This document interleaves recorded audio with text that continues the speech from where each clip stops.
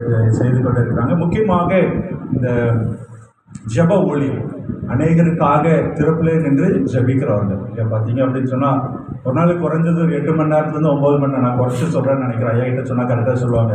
அவ்வளோ நேரமாவது ஜெபிக்கிறான், அநேகருக்காக ஜெபிப்பாங்க. பார்த்தீங்க அப்படின்னு சொன்னால் இப்போ முன்னாடி லெட்டர்ஸ்லாம் எழுதி ஒவ்வொருத்தருக்காக ஜெபி, இப்போ ஜூம் ப்ரேயர்லாம் வந்ததுக்கு அப்புறம், அந்த கொரோனா காலத்துக்கு அப்புறமா 24 மணி நேரமும் ஜெபிக்கிற அந்த ஒரு இதை பிளாட்ஃபார்மாக அவங்க இது பண்ணியிருக்காங்க.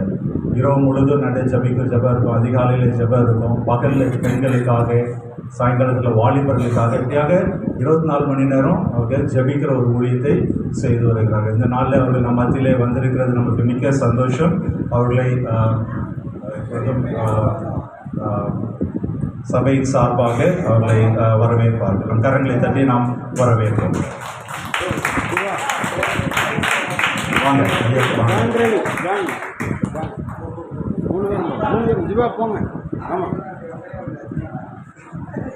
வாங்க வாங்க சீக்கிரம்.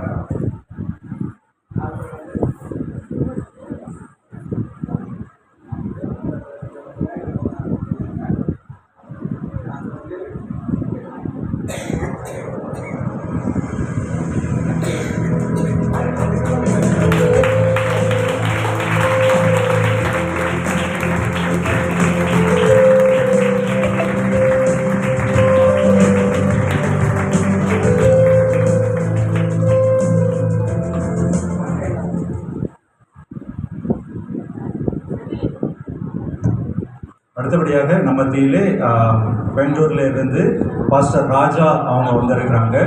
பாஸ்டர் ராஜா பார்த்தீங்க அப்படின்னு சொன்னால் மலேசியாவில் வேலை செஞ்சுட்டு இருந்தாங்க. அவங்க அங்கே மலேசியாவில் இருக்கும்போது ரட்சிக்கப்பட்டு பெங்களூரில் ஒரு 6 வருடமாக ஒரு சபையில் போதகராக அவங்க பண்ணி போயிட்டாங்க. பார்ட் டைமாக ஒரு பாஸ்டராக அவங்க இருந்திருக்காங்க. கர்த்தருடைய ஊழியத்தை உண்மையோடு செஞ்சதுனால கர்த்தர் அவர்களுக்கு ஒரு அழைப்பை கொடுத்துருக்குறாங்க இல்லையா? அந்த நல்லா கவனிங்க. இந்த ஜனவரி மாதத்திலிருந்து கர்த்தர் அவர்களுக்கு முழு நேர ஊழிய அழைப்பை கொடுத்திருக்கிறாங்க. நம்ம கடலை வணக்கம்.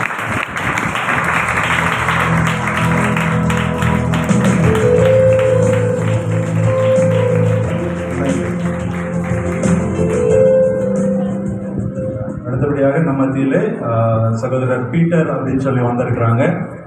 பீட்டர் பிரதர் பார்த்தீங்க அப்படின்னு சொன்னால் கன்ஸ்ட்ரக்ஷன் இல்லையா, பில்டிங் கன்ஸ்ட்ரக்ஷன், வீடு கட்டுற அந்த இண்டஸ்ட்ரியில் அவங்க இருக்கிறாங்க இல்லையா? தேவனுடைய நாமம் மகிமைக்கென்று எல்லா கன்ஸ்ட்ரக்ஷன், இப்போ கூட ரீசெண்டாக ஒரு சர்ச் கன்ஸ்ட்ரக்ட் பண்ணுறாங்க இல்லையா, அவங்க கட்டுறாங்க. அந்த கட்டுமான பணியிலே சகோதரர் இருக்கிறாங்க.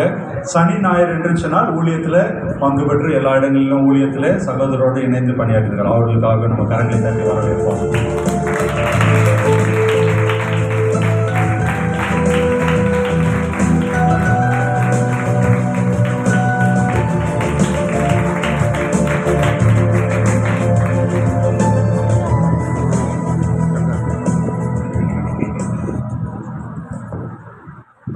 பிஷப் ராஜையா அவர்கள் ஐயாவுக்கு சால்வ் பண்ணுங்க.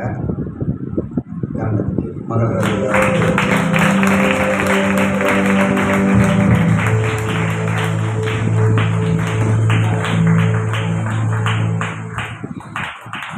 கரங்களை கட்டி ஆகும். நல்லவர், நம்ம ஊழியருக்காக ஜெபிக்கிறவர், மிகவும்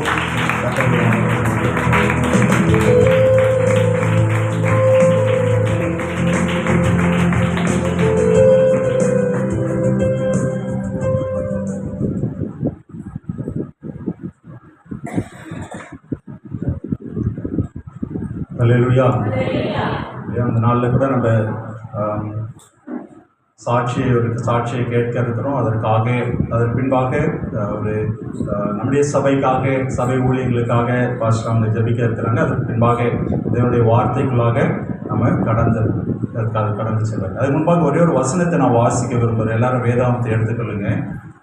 லூக்கா எழுதின சுவிசேஷம் 2ஆம் அதிகாரம் 8ஆம் வசனத்திலேருந்து நம்ம பார்ப்போம். அதில் 2 வசனத்தை மொத்தம் வாசிப்போம். 8ஆம் வசனத்திலேருந்து பார்த்தீங்க அப்படின்னு சொன்னால் 17 வரைக்கும் அந்த சம்பவம் கொடுக்கப்பட்டிருக்கிறது இல்லையா. மேய்ப்பர்கள் அந்த வயல்வெளியை காத்து கொண்டிருந்தாங்க. அப்போ என்ன நடந்தது? தேவதூதர்கள் வந்து அந்த இடத்துல இயேசு கிறிஸ்துடைய பிறப்பை குறித்து அறிவிக்கிறாங்க இல்லையா. இதில் 2 வசனத்தை நம்ம வாசிப்போம், 9, 10 மட்டும் நம்ம வாசிப்போம். எல்லாரும் சேர்ந்து வாசிக்கலாமா? அவ்வேளையில் தூதன் ஒருத்தர் வந்து நின்றான். கர்த்தருடைய மகிமை அவர்களை சுற்றிலும் பிரகாசித்தது. அவர்கள் மிகவும் பயந்தார்கள். தேவதூதன் அவர்களை நோக்கி, பயப்படாதிருங்கள், இதோ எல்லா ஜனத்துக்கும் மிகுந்த சந்தோஷத்தை உண்டாக்கும் நற்செய்தியை உங்களுக்கு அறிவிக்கிறேன் இல்லையா. கிறிஸ்துமஸ் காலத்தில் பயப்படாதிருங்கள் என்றது தான் முக்கியமான ஒரு செய்தியாக இருக்கிறது இல்லையா. அதுக்கப்புறம் நீங்கள் வீட்டில் போய் அந்த 17, 18 வசனங்களுக்கு அதை வாசித்து பாருங்கள். ஒரே ஒரு காரியத்தை நான் சொல்ல விரும்புகிறேன். மேய்ப்பர்கள் வயல்வெளியில் ஆடுகளை மேய்ச்சிட்டு இருந்தாங்க இல்லையா. அப்போ என்னது, அது ஒரு முக்கியமாக பாதுகாக்கிற ஒரு வேலை இல்லை, அது அவங்களுடைய வேலை. இப்போ தூதர்கள் வந்து சொன்னதுக்கப்புறமா என்ன நடந்ததுன்னு பார்த்தீங்கன்னா, அவங்க துரிதமாக என்ன பண்ணுறாங்களாம், இயேசு கிறிஸ்து எந்த இடத்துல பிறந்திருக்கிறார் அப்படின்னு சொல்லி. அப்போ யார் அந்த நேரத்தில் அந்த ஆடுகள்லாம் பார்த்துட்டு இருப்பாங்க? அவங்க ஆடை பார்க்கறது தானே அவங்களுக்கு வேலையே. அப்போ இயேசு கிறிஸ்து பிறந்திருக்கிறான்னு ஒன்று என்ன பண்ணாங்க, ஆடெல்லாம் விட்டுட்டு போயிட்டாங்க இல்லையா. அவர்களுக்குள்ள ஒரு நம்பிக்கை இல்லையா. இதை விட முக்கியமானது இயேசு கிறிஸ்துடைய பிறப்பு இல்லையா. நம்முடைய வாழ்க்கையில் கூட அநேக நேரங்களில் நம்ம சாக்கு போக்கு சொல்கிறோம் இல்லையா. சபைக்கு போகணும், ஊழியம் செய்யணும், அது சொன்னோன்னா எனக்கு வேலை இருக்குது, அது இருக்குது இல்லையா. நான் விசுவாசிக்கிறேன், அந்த ஆடுகளுக்கு ஒன்றும் ஆயிருக்காது. அநேக நாள் ஓநாய்கள் வந்திருக்கும், அது வந்திருக்கும், ஆனால் அன்றைக்கு டேட்டில் ஒன்றா இருக்காது. அவங்க திரும்பி வர வரைக்கும் அந்த ஆடுகள்லாம் பத்திரமா இருந்திருக்கும் இல்லையா. நம்முடைய காரியங்களில் கூட அநேக நேரங்களில் இல்லையா, அது எனக்கு வீட்டில் அந்த வேலை இருக்குது இல்லையா, ஆஃபீஸில் அந்த வேலை இருக்குது, அது இருக்குதுன்னு சொல்லிட்டு கர்த்தருடைய ஊழியத்தை செய்கிறதுக்கு நம்ம என்ன பண்ணக்கூடாது, சாக்கு போக்கு சொல்லக்கூடாது இல்லையா. அது நீங்கள் ஞாபகத்தில் வச்சிங்க. சபை ஊழியங்களில் நல்ல பங்கு பெறுங்க. எத்தனை பேர் புதுசாக ஆத்மாக்களை கூப்பிட்டு வந்தீங்க? போன மாதத்தில் நம்ம ஒரு கன்வென்ஷன் மீட்டிங்லாம் வச்சோம் இல்லையா. எத்தனை பேர் ஏசப்பாக்காக புதிய ஆத்மாவை கூப்பிட்டு வந்தீங்க? சிஸ்டர் கை தூக்குறாங்க இல்லையா. அதுதான் முக்கியம். நம்ம கன்வென்ஷன் போன மாதத்தில் வச்சதுக்கப்புறமா ஒரு தீர்மானம், வருஷம் அது மாதிரி ஒரு கன்வென்ஷன் வைக்கணும் அப்படின்னு சொல்லி இல்லையா. ஆனால் என்ன, நம்ம புதிய ஆத்மாக்களை அநேகரை ஏசப்பாக்கிட்ட கொண்டு வரணும். அதுதான் முக்கிய பணி சரியா. இந்த நாளில் கூட நம்ம தொடர்ந்து இந்த வார்த்தையை கேட்க இருக்கிறோம். அதற்கு முன்பாக நம்ம மத்தியில் இருக்கிற சகோதரர் பீட்டர் அவர்கள் ஒரு சாட்சி கர்த்தருடைய வாழ்க்கையில் செய்த நன்மைகளை ஒரு 5 நிமிடம் சாட்சியாக நம்மிடத்தில் பகிர்ந்து கொள்வார்கள்.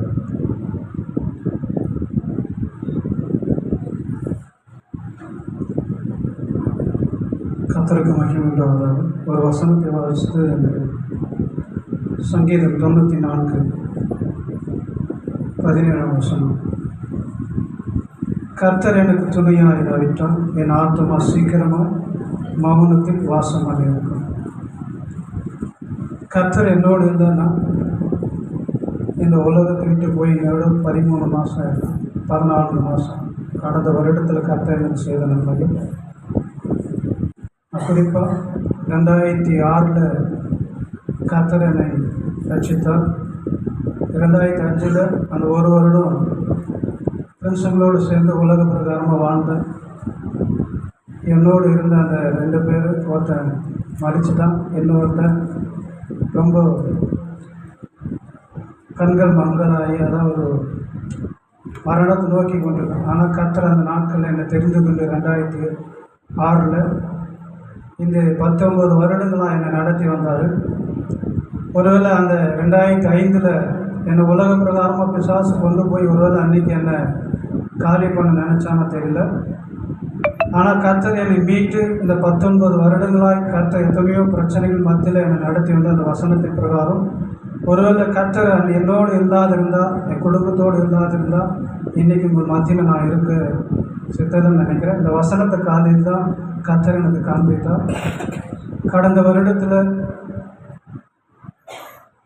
காட்பாடியிலேருந்து தலைமலையேறி போயிட்டு 2 வீலரில் போயிட்டு ரிட்டர்ன் ஆகிட்டேன். வீட்டுக்கு வரத்துக்கு ஒரு 2 மினிட்ஸ் தான்.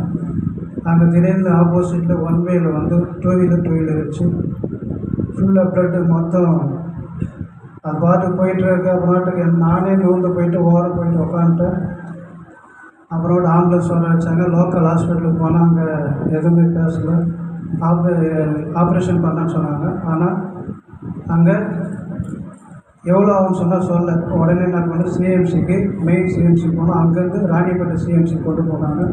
நைட்டு 11 மணி அங்கே போக சொல்லும். ஆனால் 11 காலையில் வரல, 4 மணி வரலும் எடுக்கலை. ஏன்னா பணம் 50,000 கட்ட சொல்லியிருந்தாங்க. பணம் கட்ட முடியாத நிலைமையில் அந்த இடத்துல இருந்தேன். அது 3 வருடம் எங்கள் அம்மா தாயார் இறந்து போயிட்டாங்க. ஒருவேளை எங்கள் தாயார் அந்த டைமில் இருந்தால் என்னை பார்ப்பவங்களோ இதெல்லாம் நடக்குன்னு அவங்க பிசாசுக்கு தெரிஞ்சிருக்கும் பொழுது 1 வருடம் முன்கூட்டியே எங்கள் தாயாரை அவங்க மறிச்சிட்டாங்க. ஆனால் அந்த நாட்களில் பணம் கட்டாது. நான் நைட்டு 11 மணிக்கு போயிட்டு அவ்வளோ வலியோடு பிளட்டு போயிட்டுருக்கு. ஆனால் காலையில் 8 மணி வரல பணம் கட்டலன்னு வார்டில் வச்சுருக்காங்க. அப்புறமாட்டு 8 மணிக்கு மேலே ஒரு 20,000 50,000 20,000 ரெக்வெஸ்ட் பண்ணி கட்டின பிறகு ஆப்ரேஷன் தேட்டர் கொண்டு போனாங்க.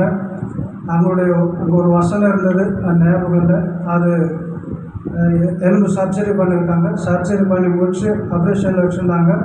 அந்த ஒரு ஆள் கிட்டத்தட்ட 12-14 மணி நேரம். அங்கே பார்த்தீங்கன்னா ஒரு சகோதரி வந்து கற்றுடைய வார்த்தை சொல்லி தேற்றம் இல்லை. ஆனால் டக்கு திரும்பி பார்க்க சொல்ல அந்த இடத்துல இல்லை. உண்மையிலே அது வந்து சகோதரியா இல்லை தெய்வனாம் தெரியாது. அப்போ அந்த நாள் முழுக்க அன்றைக்கி நைட்டு மறுநாள் நைட்டு 12 மணிக்கு அங்கேருந்து ஐசிக்கு ஷிஃப்ட் பண்ணாங்க. ஷிஃப்ட் பண்ணி 21 நாள் அந்த இடத்துல இருந்தேன். அந்த எலும்பு சர்ஜரி பண்ணி திருப்பியும் 3 days கழிச்சு ஸ்கின் சர்ஜரி, உடனே தொடையிலேருந்து எடுத்து ஸ்கின்னில் வச்சாங்க. 2 சர்ஜரி பண்ணி 21 நாள் அந்த ஹாஸ்பிட்டலில் இருந்தேன். ஓரளவுக்கு அந்த மெடிசின் மாத்திரைலாம் வாங்கிறதுக்கு ஓரளவுக்கு கடவுள் சந்தித்தார். அப்போ ஹாஸ்பிட்டலோட பில்லு வர்றது 20வது நாள். அப்போது நான் யோசிச்சுட்டே இருந்தேன். 21ஆவது நாள் டிஸ்சார்ஜ்.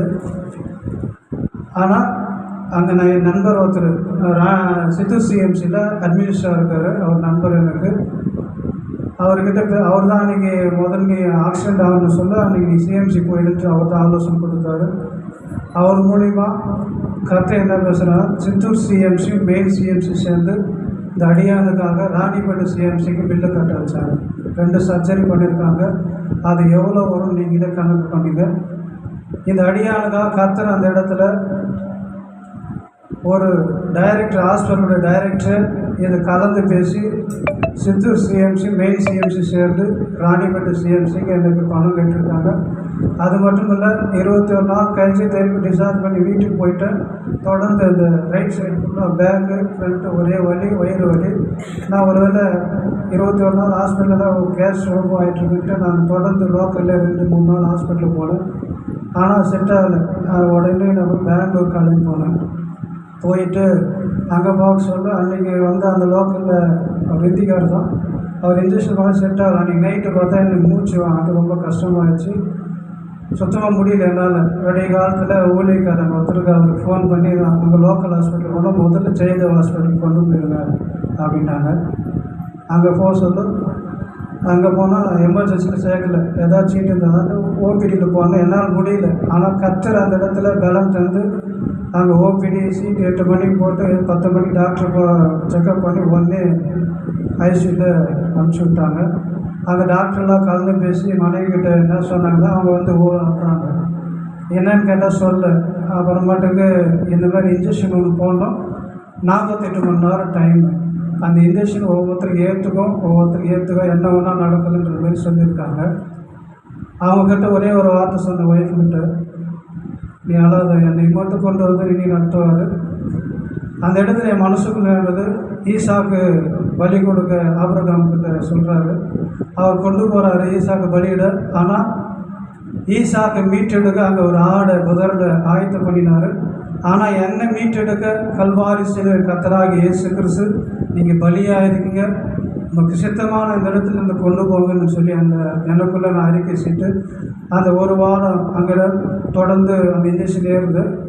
ஒரு இன்ஜெக்ஷன் ஏறது 8 மணி நேரம், 48 மணி நேரம் கழிச்சு கர்த்தர் ஃபுல்லாக ஹார்ட் ஃபுல்லாக ப்ளட்டு கிளாட் ஆகிட்டு லன்ஸ் எல்லாம் ஃபுல்லாக ஃபார்ம் ஆகிட்டு அது நல்லா தெரிஞ்சு அந்த இது ஸ்கேன் எடுக்க சொல்லும். கர்த்தர் கிருபையாக அதிலிருந்து மீட்டெடுத்தார். இது தொடர்ந்து கால் அடிக்கடி வீங்கும். இதை தூத்துக்குடி பகுதி போக சொல்ல பாஸ்டரோட ஒய்ஃபு சீனு சிஸ்டர் பண்ணாங்க. ஒரு நாள் செபிச்சாங்க கால் வீக்கணும். என்ன முழுசாக அதாவது வேரோடு பிசாசு என்னை அழிக்கணும்னு திட்டம் வச்சு தான் அவன் இந்த காரியத்தெல்லாம் செஞ்சுருக்கிறான்னு அன்றைக்கி கர்த்தர் வெளிப்படுத்தி அன்றைக்கி செபிச்சாங்க. அன்றைக்கி மறுநாள் கால் வீக்கெல்லாம் குறைஞ்சது. கர்த்தர் ஏதோ என்னை செய்ய திட்டமிட்டாரு. அதுதான் யோசேப்பு வாழ்க்கையில் நிறைவேறுது. யோசேப்பு அவங்க சகோதரர்களால் அழிக்க பிசாசு ஏவினான். அதே போல் மோசை கூட அந்த ராஜ்யத்தை எகிப்து ராஜ்யத்தை கொண்டு அழிக்க நினைச்சான். அதே போல் இயேசு கிறிஸ்துவ கூட என்ன பண்ணான் பிசாசு குழந்தையில. அதுதான் யூதாபோஸ்தலர் வாசிக்கிறோம். மோசே சரீரத்தை குறித்து மீகாவத்துக்கு பிசாசு தற்கொண்டாங்க கர்த்தர் கடிந்து கொள்ளார். அப்போது பிறந்த நாள் முதல் நம்மளுக்கு ஒவ்வொருக்கும் ஒவ்வொரு போராட்டம் உண்டு. அப்போ தொடர்ந்து பிசாசு நம்மளை தொடர்ந்து வரான். எப்படியாவது நம்மளை கர்த்தருடைய திட்டம் நம்மளுடைய வாழ்க்கையில் நிறைவேறக்கூடாதபடி எப்படியாவது நம்மளுடைய வாழ்க்கை எப்படியாவது அழித்து விடும். அப்போது நம்ம கர்த்தரோடு இருந்தால் கர்த்தர் நம்மளோடு இருப்பான்னு வசனம் எனக்கு உதாரணம். இந்த நாளில் கர்த்தர் கொடுத்த வாய்ப்புக்காக நன்றி சொல்லுங்கள்.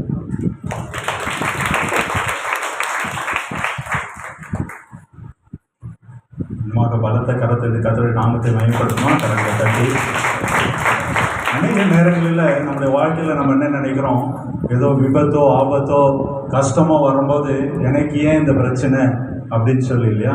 நீங்கள் ஐயோடைய சாட்சியை நல்லா கவனிச்சிருந்தீங்க அப்படின்னு சொன்னால் உலக பிரகாரமாக நண்பர்களோடு இருக்கிற ஒரு சூழ்நிலையில் ஒரு ஆபத்து கஷ்டம் ஃப்ராக்சர்லாம் ஆகி ஹாஸ்பிட்டல் ஆகி நம்ம என்ன நினைக்கிறோம், அந்த ஹாஸ்பிட்டலில் இருக்கிற ஹாஸ்பிட்டல் சார்ஜஸ்ஸு அந்த ஆப்ரேஷன் சார்ஜஸ்லாம் யாரோ மீட் பண்ணிட்டாங்க, யாரோ கட்டிட்டாங்க, அதுதான் கர்த்தர் கொடுத்த ஆசீர்வாதம் அப்படின்னு சொல்லி நம்ம என்ன பண்ணுவோம், கர்த்தருக்கு சோஸ்திரம் அப்படின்னு சொல்லுவோம். அதே மாதிரி மறுபடியும் ஹாஸ்பிட்டலில் இருக்கும்போது மறுபடியும் உயிரை காத்தார், அதெல்லாம் நல்லது தான். ஆனால் இன்றைக்கி பார்த்தீங்க அப்படின்னு சொன்னால் கர்த்தர் அவரை பிடித்து எடுத்து இப்படி ஒரு சபைக்கு முன்பாக நிப்பாட்டி வச்சு ஒரு சாட்சி கொடுக்க வச்சிருக்காரு. அல்லேலூயா. கர்த்தர் நம்மிடத்துல எதிர்பார்க்கிற ஒரு காரியம், அவருக்காக நாம் ஏதாவது செய்ய வேண்டும். அல்லேலூயா. அதை நம்ம மனதிலே வைத்துக் கொள்ள வேண்டும். அடுத்தபடியாக நம்ம மத்தியில் இருக்கிறதுன்னு பாஸ்டர் ராஜா அவங்க இந்த நேரத்தில் ஒரு விசேஷத்தை ஜெபம் செய்வார்கள். இந்த சபைக்காக, சபையில் இருக்கிற ஒவ்வொரு உறுப்பினர்களுக்காக, விசுவாச பிள்ளைகளுக்காக ஜெபிப்பாக, பாஸ்டருக்காக, பாஸ்டர் குடும்பத்திற்காக, விசேஷமாக பாஸ்டருடைய ஐயா அப்பா, பாஸ்டருடைய அப்பா பிலிப் முனியன் ஐயா வந்து கடந்த நாட்களில் சரீர பலவீனத்தோடு இருக்காங்க. அவருக்கு நல்ல சுகம் உண்டாக வேண்டும். அதற்காகவும் வந்திருக்கிற ஒவ்வொருடைய வாழ்க்கையில் ஆசீர்வாதம் உண்டாகும். இந்த சபை வளர வேண்டும். விசேஷமாக பக்கத்தில் இருக்கிற லேண்ட் வாங்க வேண்டும் என்று சொல்லி வாஞ்சித்து கொண்டு இருக்கிறாங்க. அதற்காகவும் ஜெபிக்கும்படி பாஸ்டர் ராஜா அவங்க ஜெபத்தை. ஹல்லேலூயா, ஹல்லேலூயா. நாம் எல்லாரும் அப்படியே கண்களை மூடி நாம் தேவனை நோக்கி பார்த்து நாம் ஜெபிப்போம். இந்த விசேஷத்தை நம்ம ஊழியக்காரர் சொன்ன வண்ணமாய் ஒவ்வொரு காரியத்தை தேவன் ஆராய்ந்து அறிந்திருக்கிற தேவன், அவர் எண்ண முடியாத அதிசயங்களை நம்முடைய வாழ்க்கையில செய்கிற தேவன்.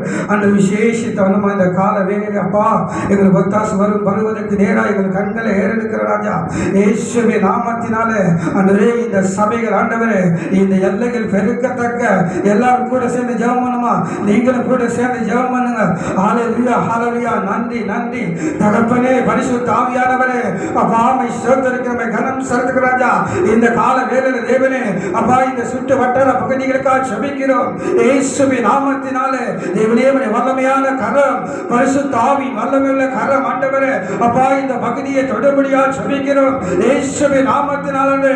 முதலாவது இந்த சபைக்கு விரோதமா எழும்புகிற எல்லா சத்துருவின் கிரியைகள், எல்லா பொல்லாத ஆவியின் கிரியைகள், எல்லா மாட்ட மந்திரத்தின் ஆவிகள், எல்லா தடைகளும் ஆவிகள் இயேசுவின் நாமத்தினாலே விலகும்படியா ஜெபிக்கிற ராஜா. அப்பா விலகும்படியா ஜெபிக்கிற ராஜா. எல்லா தடைகளும் இயேசுவின் நாமத்தினாலே உடைத்து ஓடுவீராக ஆண்டவரே. அப்பா அப்படி அற்புதமான கரம் ஆண்டவரே. அப்பா நீ சங்கீத சொன்னீங்க, சங்கீதம் 8:8 என்று சொன்னவனுமா என்ன கேளும், இந்த ஜாதியும் இந்த எல்லையும் உனக்கு சுதந்திரமாய் தருவேன்னு சொன்னீரே இயேசுவின் நாமத்தினாலே. இந்த சுற்று வட்டார பகுதிகளை நாங்கள் இயேசுவின் நாமத்தினாலே சுதந்திரித்துக் கொள்ள ஆண்டவரே அப்பா நீர் உதவி செய்வீராக. எல்லா சபையார் எல்லாரும் ஜெபம் பண்ணுமா, இயேசுவின் வல்லமையுள்ள கரம் ஆண்டவரே இந்த பகுதியிலே ஒரு ஆளுகை வரட்டு ராஜா. ஒரு 70 கரம் ஆண்டவரே இந்த பகுதியிலே தொடட்டு ராஜா. அநேக ஆத்துமகள் ஆண்டவரே இயேசுவின் நாமத்தினாலே ரட்சிக்கப்பட தேவன் உதவி செய்வீராக. ஹல்லேலூயா. ரிகபால ரியந்தரபா இயேசுவின் நாமத்தினாலே ஆண்டவரே அப்பா இந்த பகுதியில் இருக்கிற ஒவ்வொரு ஆத்துமகளும் ஆண்டவரே கால் மிதிக்கிற இடமெல்லாம் கர்த்தருக்கு சொந்தம் என்று சொல்லுவார். இந்த ஜனங்கள் போகிற இடமெல்லாம் இந்த சுற்று வட்டார பகுதிகள் இயேசுவின் நாமத்தினாலே ரட்சிக்கப்பட தேவனின் உதவி செய்வீராக ஆண்டவரே. அப்பா உம்முடைய கரம் வரட்டும் ராஜா. இயேசுவின் நாமத்தினாலே இந்த சபையில வந்திருக்கிற அந்த விசேஷமா ஆண்டவரே தலைமை போதகர் பிலிப்பையாக ஜெபிக்கிறோம். இயேசுவின் வல்லமையுள்ள கரம் ஆண்டவரே இப்போது ஆண்டவரே உம்முடைய வார்த்தையை அனுப்பி அந்த தேவனுடைய சித்தத்தின்படி அந்த மகனை சுகப்படுத்துகிறாங்க. இயேசுவின் நாமத்தினாலே என் தேவனுடைய கரம், என் தேவனுடைய தயவுள்ள கரம் ஆண்டவரே இப்போதை தொடுவதற்காய் நன்றி, தொடுவதற்காய் நன்றி ஆண்டவரே. அப்பா அந்த மகனை நீர் அழைத்தவர், நீர் உண்மை உள்ளவர் ஆண்டவரே.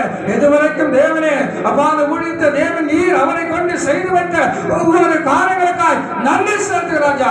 அந்த விசேஷத்தனமா தேவனே இந்த சபையில் இருக்கிற பிள்ளைகள் அந்த ஊழியக்காரர் மியூசிக் வாசிக்கிற பாடல் பாடுகிற worship பண்ணுகிற ஒவ்வொரு சகோதர சகோதரிகளாக ஜெபிக்கிறோம். இயேசுவின் நாமத்தினாலே உம்முடைய கிருபையுள்ள கரம் ஆண்டவரே, உம்முடைய தயவுள்ள கரம் ஆண்டவரே, உம்முடைய இரக்கமுள்ள கரம் ஆண்டவரே. இயேசுவின் நாமத்தினாலே இந்த பிள்ளைகள் ஒவ்வொருவரும் ஆசீர்வதிக்கப்படுவதாக.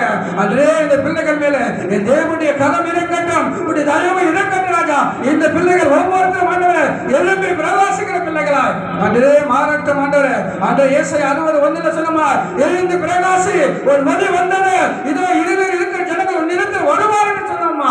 இயேசுவின் நாமத்தில் ஆண்டவரே இந்த பிள்ளைகள் ஒவ்வொருவரும் ஆண்டவரே எழுந்து பிரகாசிக்க என் தேவன் கிருபை செய்வீராக ஆண்டவரே, கிருபை செய்வீராக ஆண்டவரே. அப்பா அந்த வேலையில கூட விசேஷத்தனமா ஆண்டவரே யாராவது சரீர பலவீனத்தோடு இருந்தால் இயேசுவின் நாமத்தினாலே எல்லா பலவீனங்கள் மாறட்டும், எல்லா வியாதிகள் நீங்கட்டும், எல்லா கட்டுகள் மாறட்டும். தேவனுடைய கரம் அந்த தேவனுடைய கிருபையுள்ள கரம் ஆண்டவரே இந்த பிள்ளைகளை தொடுவதற்காய் நன்றி. இயேசுவின் நாமத்தில் ஆண்டவரே வந்த ஒவ்வொரு பிள்ளைகளும் அந்த சிறு பிள்ளைகள் முதல் தாய்மார்கள் ஆண்டவரே பெரியவர்கள் வாலிப பிள்ளைகள் ஒவ்வொருத்தரும் கருத்தில் இருக்கிறா. இயேசுவின் நாமத்தில் ஆண்டவரே இந்த பிள்ளைகளை கொண்டு இந்த பட்டணத்தை அசைக்கப்படுவதற்காய் நன்றி, இந்த பட்டணத்தை சுகந்தளித்துக் கொள்ளப்படுவதற்காய் நன்றி. இதோ திறந்த வாசலை உனக்கு முன்பாக வைக்கிறேன், ஒருவரை கூட்டாளி என்று சொன்னோமா. இயேசுவின் நாமத்தினாலே இந்த சுற்று வட்டார பகுதிகள் இயேசுவின் நாமத்தினாலே நாங்கள் சுகந்தளித்துக் கொள்கிறோம் ஆண்டவரே. அப்பா நீ திறந்த வாசலை வைத்ததற்காய் நன்றி. இயேசுவின் வல்லமையுள்ள கரம் ஆண்டவரே. ஓ ரிகாபாலா ரியந்த ரபஷரரி அந்தரபா. இயேசுவின் நாமத்தினாலே எல்லா எல்லைகள் விசாலமாகட்டும், எல்லைகள் விசாலமாகட்டும் ஆண்டவரே. எல்லா தடைகளும் இயேசுவின் நாமத்திலே எல்லாம் ஆண்டவரே இதுக்கு விரோதமா எழுதின எல்லா வஞ்சனையின் ஆவிகள், எல்லா பொறாமையின் ஆவிகள் இயேசுவின் நாமத்தினாலே சுடரிக்கப்படுவதாக ஆண்டவரே. அப்பா ஒவ்வொரு கரத்தையும் கரத்தில் ராஜா இந்த இடத்துல இருக்கிற பிள்ளைகள் ஆண்டவரே இயேசுவின் நாமத்தினாலே இந்த சபை ஆண்டவரே நாங்கள் பிதா குமாரன் பரிசுத்த ஆவி நாமத்திலே ஆசீர்வதிக்கிறோம் ஆண்டவரே. இந்த இடத்தை கால் வைக்கிற பிள்ளைகள் சுகம் உண்டாகட்டும், கால் வைக்கிற பிள்ளைகள் அற்புதம் உண்டாகட்டும் இயேசுவின் நாமத்தினாலே.